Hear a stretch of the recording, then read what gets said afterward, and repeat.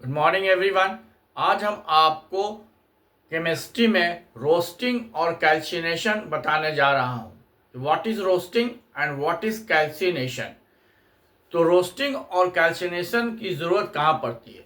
ये मेटलर्जी में पड़ती है। तो मेटलर्जी क्या है? Metallurgy means we are going to extract the metal from the ore और मिनरल्स। जब हम ओर से हम मेटल को एक्सट्रैक्ट करते हैं तो बहुत से मेटल के साथ इम्प्योरिटीज़ भी रहती है।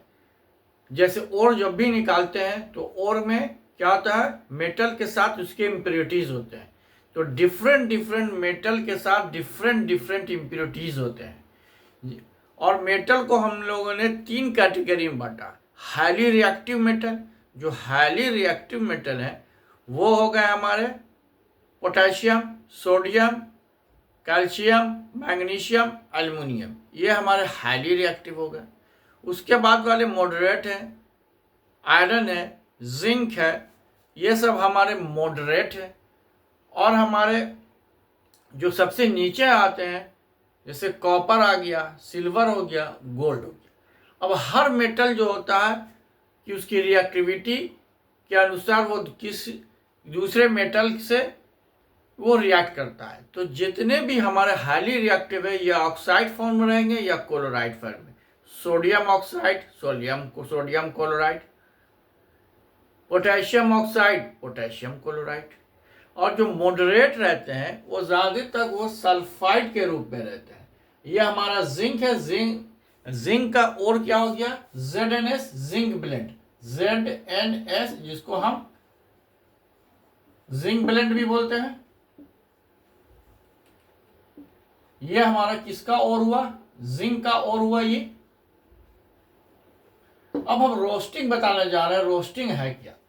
रोस्टिंग है जब हम मेटल सल्फाइड को in the presence of heat की उपस्थिति में जब इसको रिएक्शन कराते हैं, मतलब कि ऑक्सीजन में इसको हीट करते हैं बिलो द मेल्टिंग पॉइंट, तब यह हमारा जिंक ऑक्साइड और सल्फर डाइऑक्साइड बनाता है।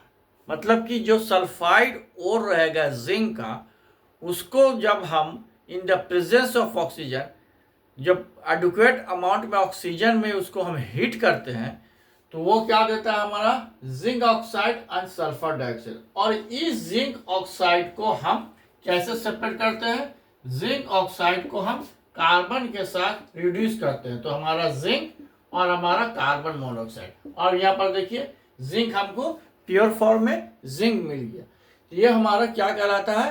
रोस्टिंग कहलाता है। रोस्टिंग में याद रखिएगा, इसमें oxygen, in the presence of oxygen हम लोग इसको हीट करने जा रहे हैं। अब आइए कैल्सिनेशन।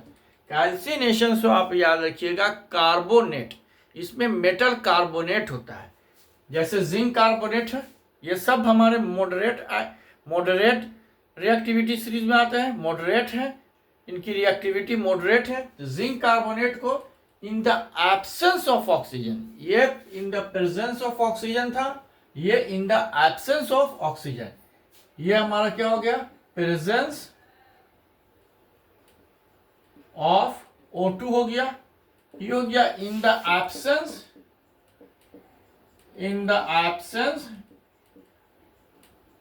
Of O2। अब जिंक कार्बोनेट को जब इन the absence of oxygen, oxygen की अनुपस्थिति में इसके बिलो द मेल्टिंग पॉइंट के नीचे इसको हीट करते हैं तो जिंक ऑक्साइड और कार्बन डाइऑक्साइड बना। अब फिर ये जिंक ऑक्साइड को हम रिड्यूस कर देते हैं कार्बन से, तो हमारा ये जिंक और कार्बन मोनोऑक्साइड बनता है। यहाँ पर जिंक हमारा सेपरेट हो गया। तो ये जो मॉडरेट रिएक्टिव एलिमेंट है जैसे आयरन हो गया, जिंक हो गया, इनके सल्फाइड और इनके कार्बोनेट को हम रोस्टिंग और कैल्सिनेशन के प्रोसेस से सेपरेट करते हैं, बाद में कार्बन से उसको रिड्यूस कराकर। इसका आप स्क्रीनशॉट ले लीजिए।